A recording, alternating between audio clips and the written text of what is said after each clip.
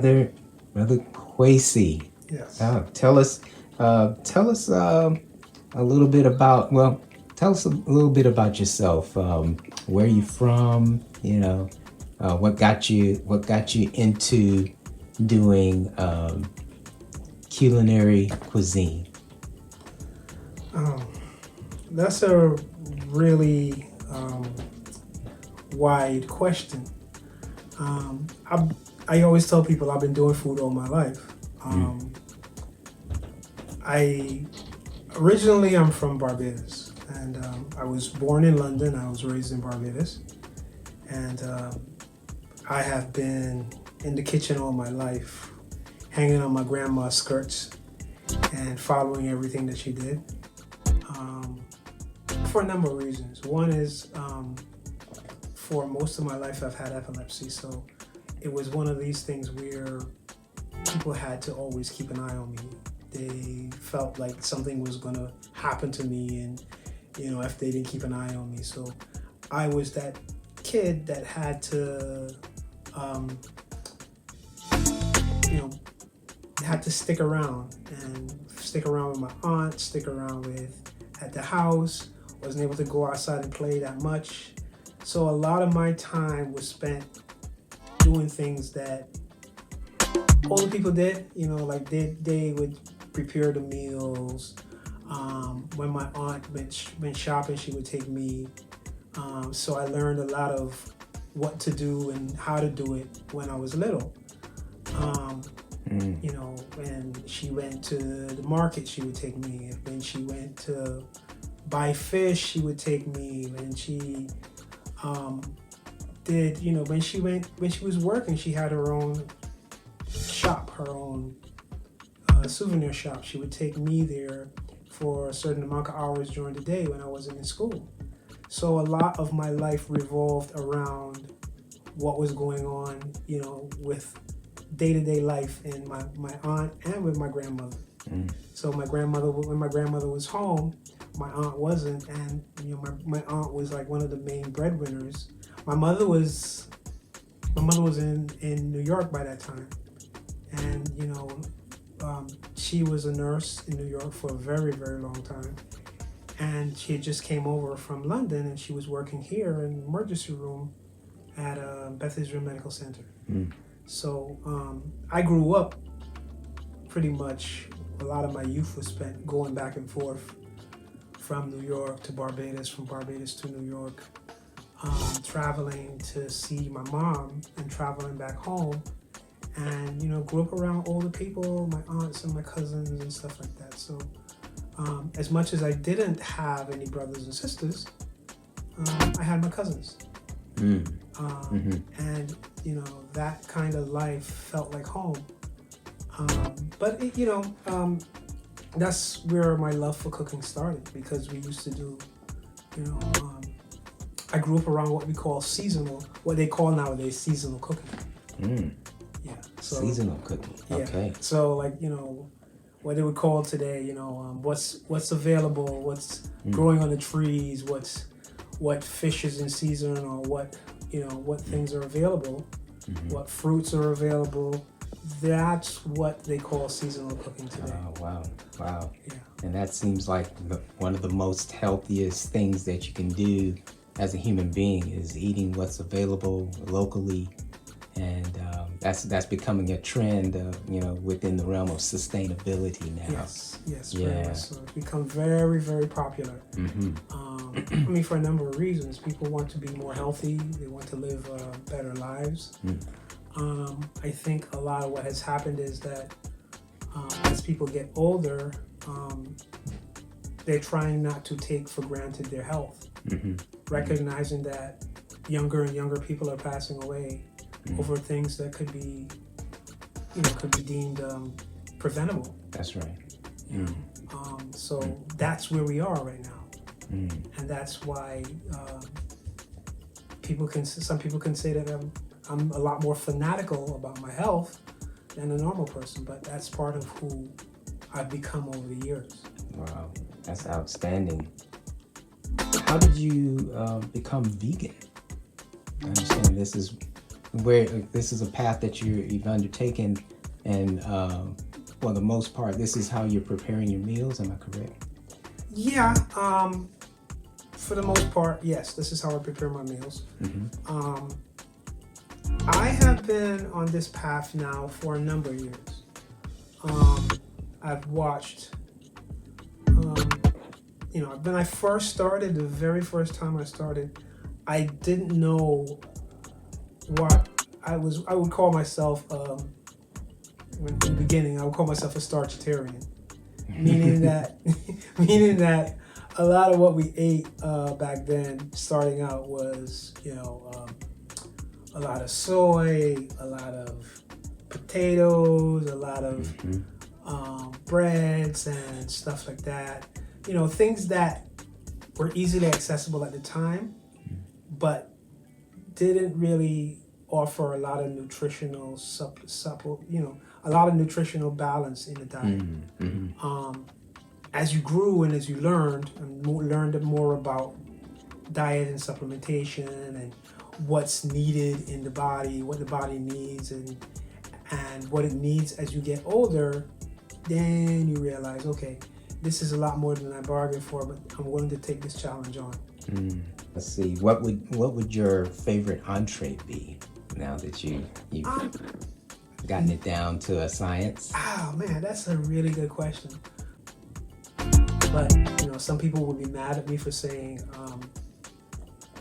cuckoo. But cuckoo is it's a traditional Bajan food dish, but people make it it's traditionally made with one of two fish dishes, which is codfish or flying fish. Right? I don't think the pescatarians would be mad at you. No, they wouldn't be, right? Oh, but man.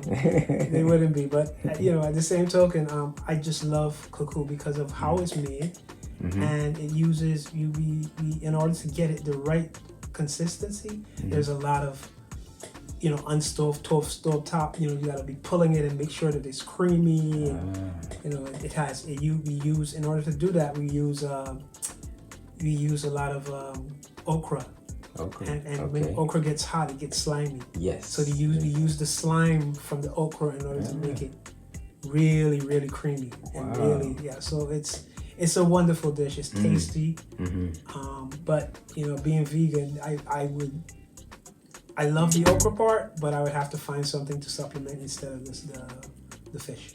You not only do you have the the culinary gift, but you also have transformed a lot of your techniques into the realm of beverages. Oh yes, yeah. I've been working on the beverage part of my game for the last, I would say, 3 years now. 3 years, okay. Yeah, about 3 years. Yeah, maybe more. But I've gotten a lot better at creating a bevy of them, like a group of them that have become my go-to. So I've got maybe four of them that are really, really good. The one I like the most is the lavender lemonade. That's very good. Okay. There is also, the next one is the hibiscus ginger, which is the ginger gives it that kick, but the hibiscus is good for people who have high blood pressure. Yes. And along with the ginger, that combination is very good for people with blood problems and people who have certain issues like that, that kind of thing. That's also very good for people. I didn't mention, but the lavender lemonade is very calming. It's something that you can drink before you go to sleep. Okay. And it relaxes you, relaxes the mind, and it gives you that, relaxation that you're looking for before you go to bed. Oh, wow. The third one is a toss-up, I would say, because I call it mango tango, but there's also, which is mango tango, which is mango and tangerine together, combined. Yes, yes. Into like a with a little subtle kick of ginger. Okay. All right. That's very nice, subtle though, but very subtle. And you know, everything that I use is flavored not with sugar, but it's flavored with coconut nectar. Okay. And agave. Ah, yes. So those are glycemic. Yeah. So it's not gonna spike your blood sugar or make you, you know, very like you know, for people who have diabetes, who make you very like you know, like you don't have to be worried about, you know, making you antsy or, you know, worried about sugar levels and stuff like that. Oh. So you don't have to worry about that because that's not something that this is going to do for you. Wow. Okay. Well, this definitely shows us how things that you're putting into action here at our holistic center here is really helping out with people getting into the health, you know, aspect of the enjoyment of food, right? And the enjoyment of, you know, anything that they're using as sustenance. Right. So yeah, this is it's really my goal to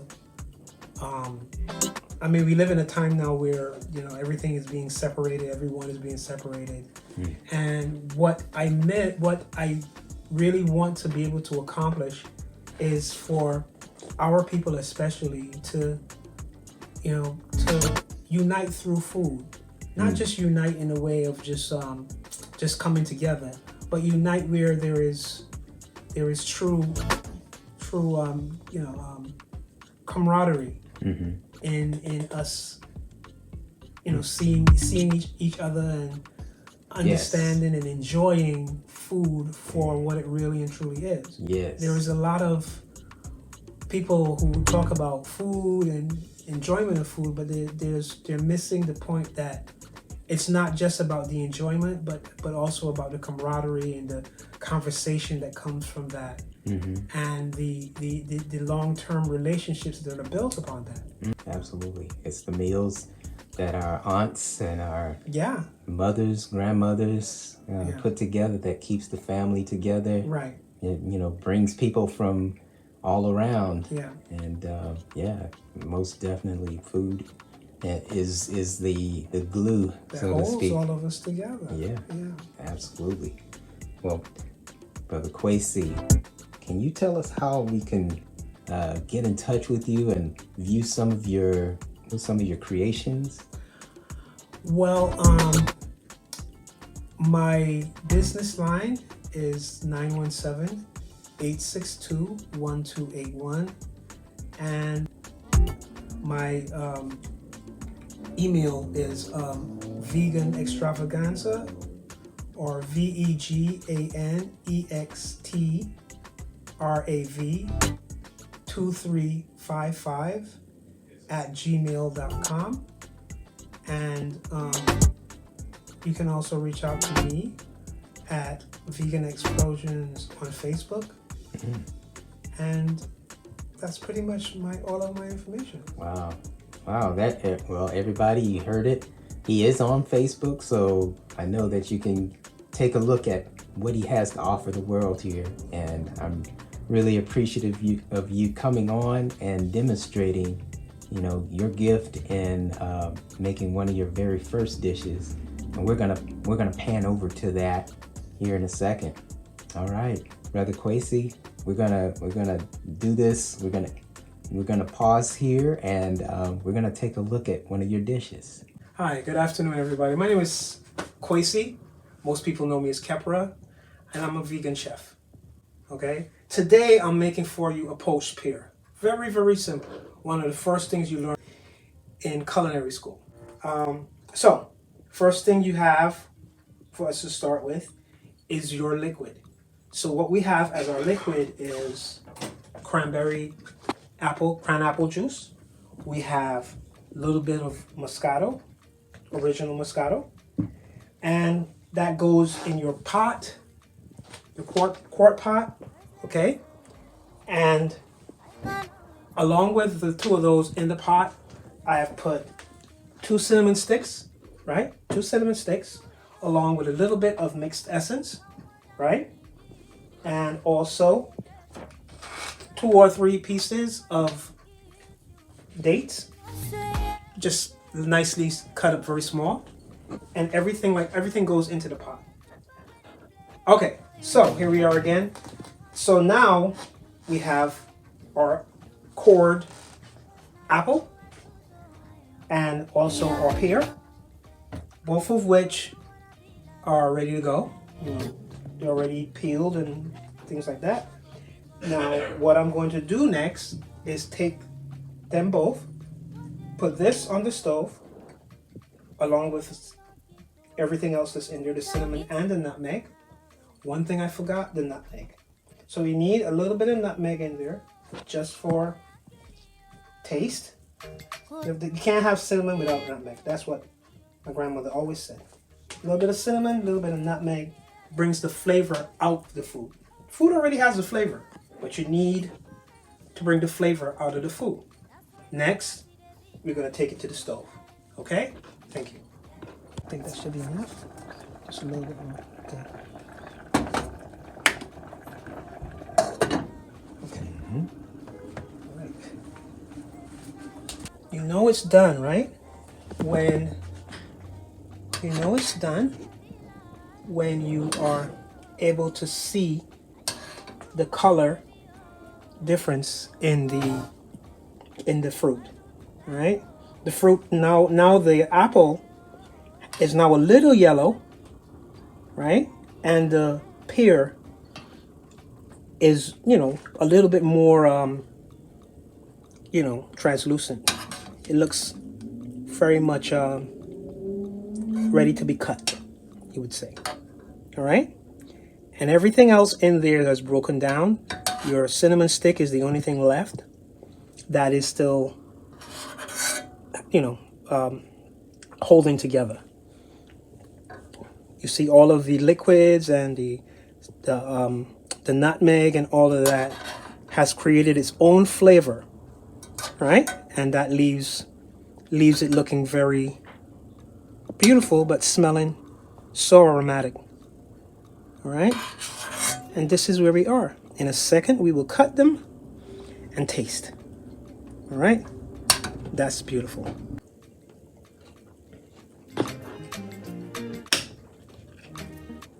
Now, since I did not core it, I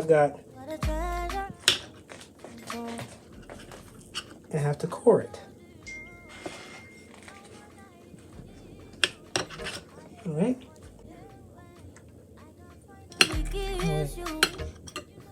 Here we go.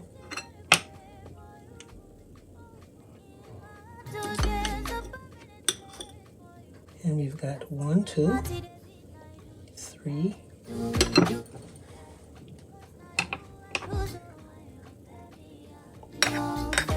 You see how the pear holds up better than the... Yeah, it does. You know what I mean? And they cook the same. Mm-hmm. And that was my concern, because the pears, they're denser. Ah, I did not know. Yeah.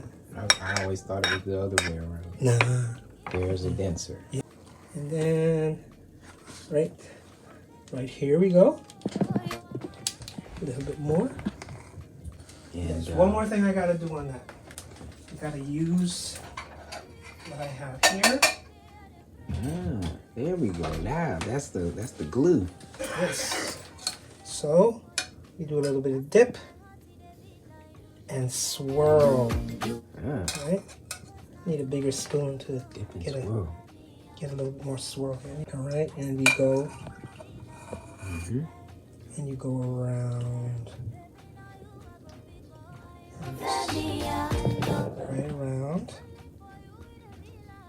And here we go. Now that's gonna be good for the spring. Yeah, it's a spring dish. Yeah.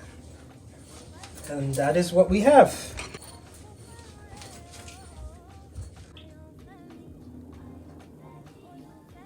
Wow. That's a unique flavor right there. Man. That is really good. The ice cream, like all of the flavors are like separated.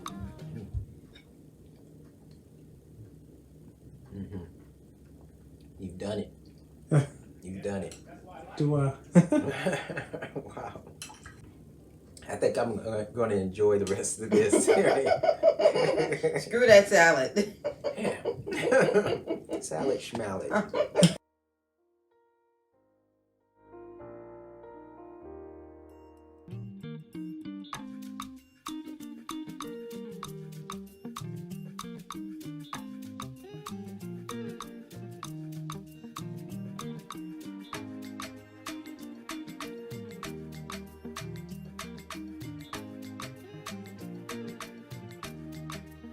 First let me seduce